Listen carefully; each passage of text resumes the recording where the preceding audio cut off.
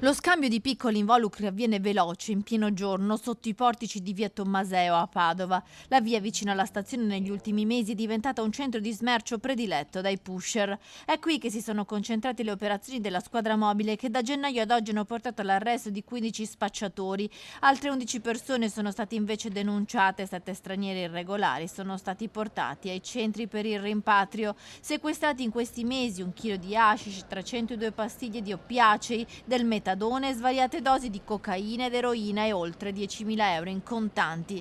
I poliziotti hanno scoperto anche un appartamento utilizzato come punto di appoggio per gli stranieri e affittato abusivamente. La proprietaria è stata indagata, affittava posti letto senza alcun tipo di contratto regolare.